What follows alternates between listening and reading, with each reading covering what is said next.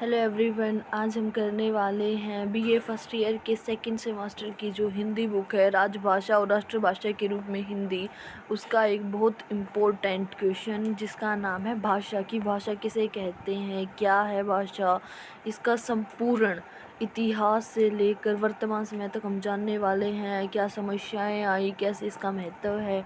तो चलिए स्टार्ट करते हैं क्वेश्चन को। सबसे पहले है प्रस्तावना। मनुष्य एक सामाजिक प्राणी है। उसके मन में अनेक विचार, भाव और इच्छाएं उत्पन्न होती रहती हैं।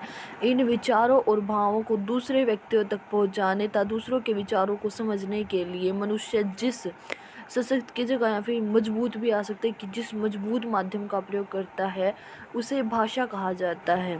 भाषा के अभाव में मानव समाज की कल्पना करना ही असंभव है। भाषा ही वह माध्यम है जिसने मनुष्य को संसार के अन्य जीवों से श्रेष्ठ बनाया है।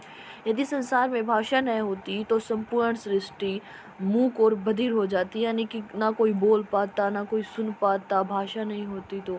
उसके बाद है भाषा का अर्थ और परिभाषा। शाब्दिक अर्थ। भाषा शब्द की उत्पत्ति संस्कृत की भाष धातु से हुई है जिसका अर्थ होता है व्यक्तवाणी या फिर बोलना, अर्थात मनुष्यों द्वारा बोलकर व्यक्त किए गए सार्थक शब्दों के समूह को भाषा कहते हैं। प्रमुख परिभाषाएं क्या हैं? डॉक्टर बाबूराम सक्सेना के अनुसार मनुष्य जिन ध्वनि चिन्हों द्वारा अपने विचार दूसरों पर प्रकट करता है उसे समष्टि रूप में भाषा कहते हैं। दूसरी परिभाषा है प्लेटो के अनुसार विचार आत्मा की मूक मौन बातचीत है। जब वही ध्वन्यात्मक होकर होठों पर प्रकट होती है तो उसे भाषा की संज्ञा दी जाती है। उसके बाद है भाषा की प्रमुख विशेषताएं और प्रकृति। पहली है भाषा एक सामाजिक संपत्ति है। भाषा किसी एक व्यक्ति की निजी संपत्ति नहीं है, यह समाज की एक धरोहर है। मनुष्य समाज में जन्म लेता है और समाज में रहकर ही भाषा को सीखता है, उसका विकास करता है। दूसरा पॉइंट है भाषा अर्जित संपत्ति है। भाषा मनुष्य को पैतृक यानी कि वंशानुगत रूप से प्राप्त नहीं होती। कोई भी बच्चा पैदा होते ही भाषा नहीं जानता, वह अपने आसपास के वातावरण, परिवार और समाज से अनुकरण करके यानी कि सीख के भाषा को सीखता है, अर्जित करता है। उसके बाद है कि जो भाषा है वो परिवर्तनशील है। भाषा एक बहती हुई नदी के समान है जो कभी स्थिर नहीं रह सकती।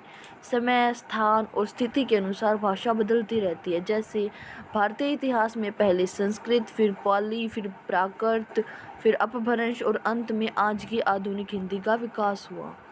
फिर है भाषा कठिनता से सरलता की ओर चलती है।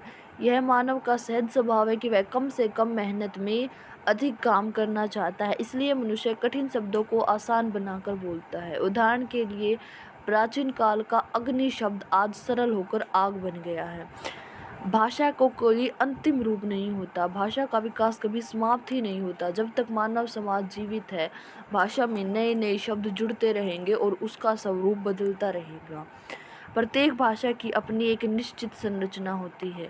संसार की हर भाषा का अपना एक अलग व्याकरण, ध्वनि व्यवस्था, शब्द भंडार और वाक्यों को बनाने का नियम होता है। भाषा का मानव जीवन में महत्व क्या है?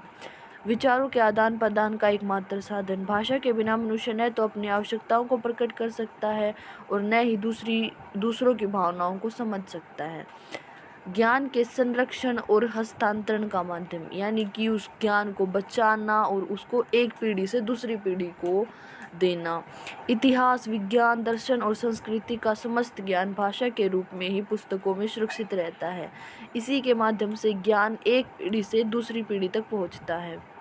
अगला पॉइंट है राष्ट्रीय और सामाजिक एकता का आधार। एक साझी भाषा पूरे देश के नागरिकों को भावनात्मक रूप से आपस में जोड़ती है, जिससे राष्ट्रीय एकता सुदृढ़ होती है यानी कि मजबूत होती है। निष्कर्ष के तौर पर हम कह सकते हैं कि जो भाषा है केवल बातचीत का एक साधन मात्र नहीं है, बल्कि वह मानव सभ्यता, संस्कृति, इतिहास और सामाजिक विकास की आत्मा है। भाषा के बिना समृद्ध समाज की कल्पना करी ही नहीं जा सकती या फिर असंभव है। तो ये था हमारा क्वेश्चन। अगर आपको यह वीडियो अच्छी लगी हो तो इस वीडियो को लाइक कीजिएगा और चैनल को सब्सक्राइब कीजिएगा। धन्यवाद।